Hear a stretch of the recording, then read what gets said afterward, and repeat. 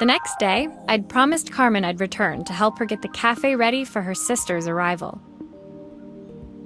I was about to set out when I received an unexpected call from my hotel's reception desk. Apparently, another guest had asked for me by name. Curious, I took the creaking elevator up to the top floor and made my way to the room number they'd given. I knocked. Are you here about the camera? It's about time. The woman in front of me was immaculate. Not a hair out of place or a crease to be seen. My sister tells me you know how to fix things. I'd usually go to an expert, of course, but in this town... So this was Carmen's sister? The two of them couldn't have been more different.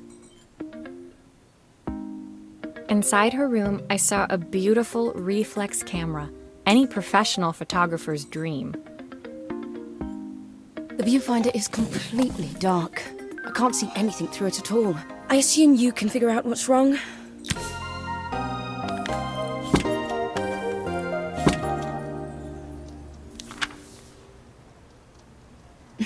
You need the manual.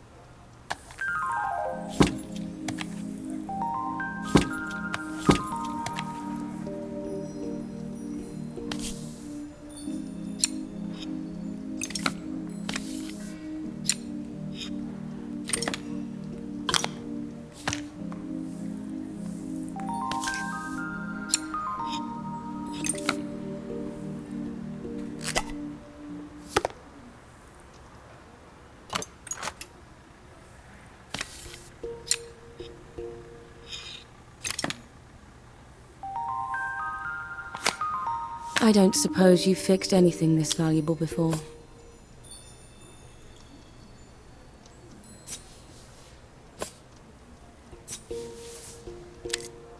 If I used the screwdriver, I could adjust the angle of the mirror.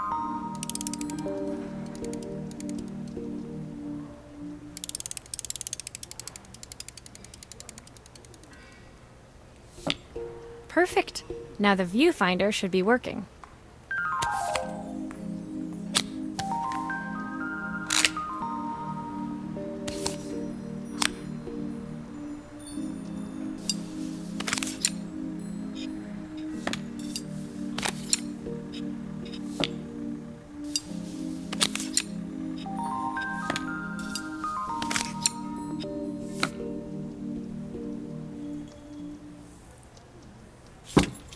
Looks like something is still missing.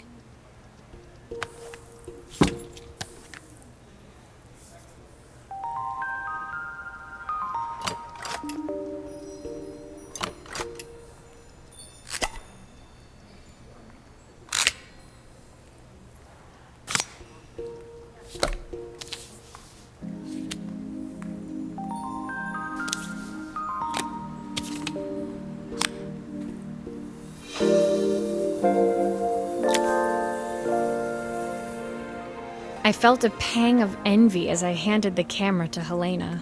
I put my disposable to shame.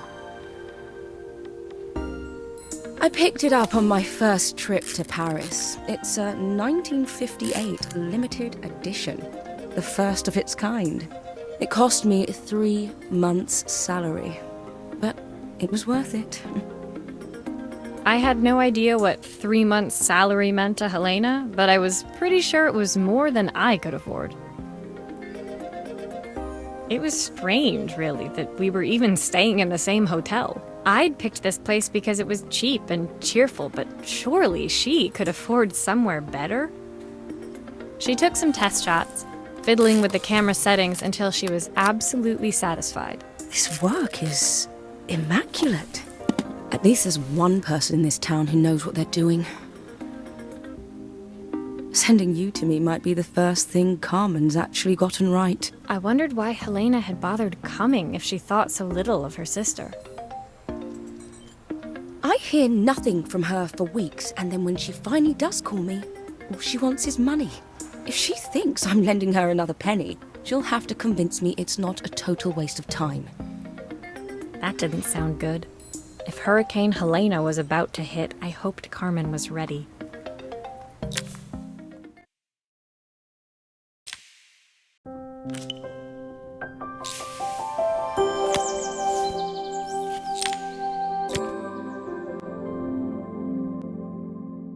The sun was setting over Bellariva by the time I reached Carmen's cafe.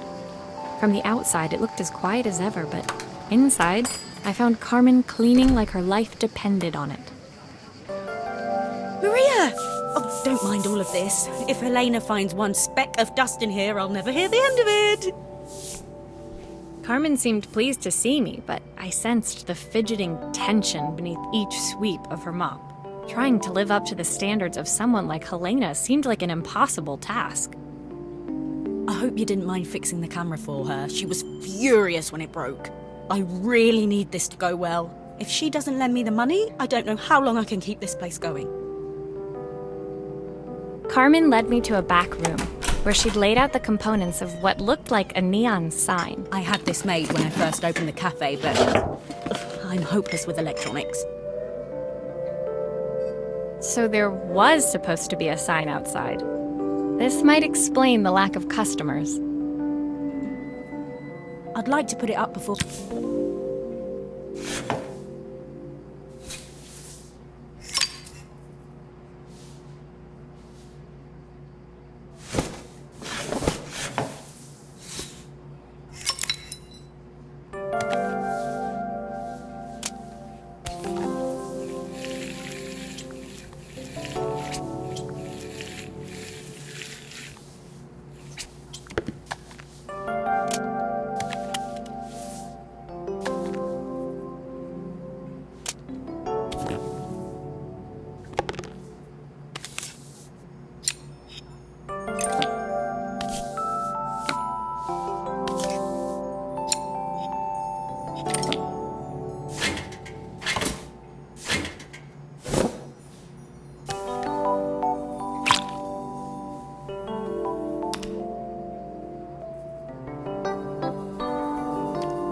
I think the whole thing is supposed to light up.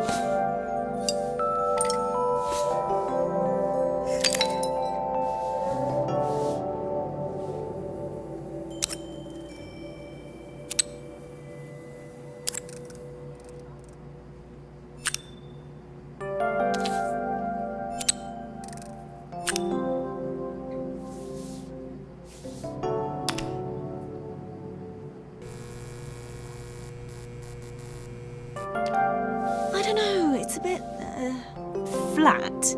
Maybe if it flashes, it'll really catch people's eye. Great idea! I think I have a spare part that could do that.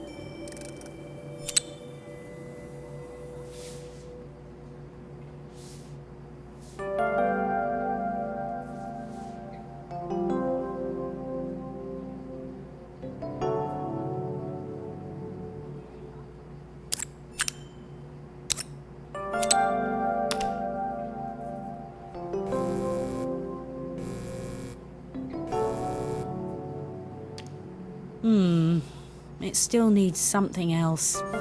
Maybe we can add one of these.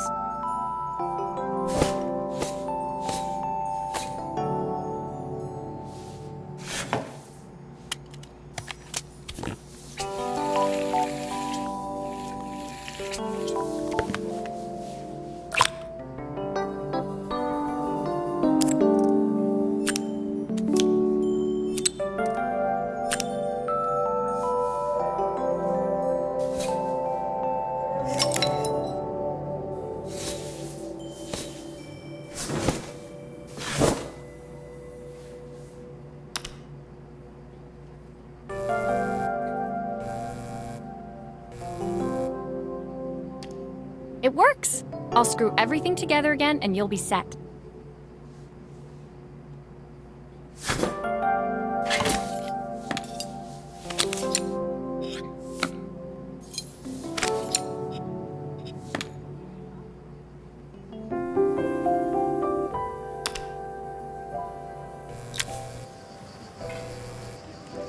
The sign fixed, we headed outside and mounted it carefully over the cafe door. Oh, that's perfect, Maria. It looks just how I imagined it. When I had this sign made, it all seemed so simple. Oh, I can't believe I might have to give it all up. I hope I've done enough. Froze on her face as she spotted something over my shoulder. I turned to see. Of course, my sister owns the only cafe in this entire town that isn't actually open. For better or worse, Helena had arrived. Carmen opened her mouth to explain, but Helena swept indifferently past her. Finally pausing in the doorway, she turned back towards Carmen. The first thing we're doing is getting rid of that hideous sign. And with that, she disappeared inside. I hoped Carmen's chances of saving the cafe hadn't disappeared with her.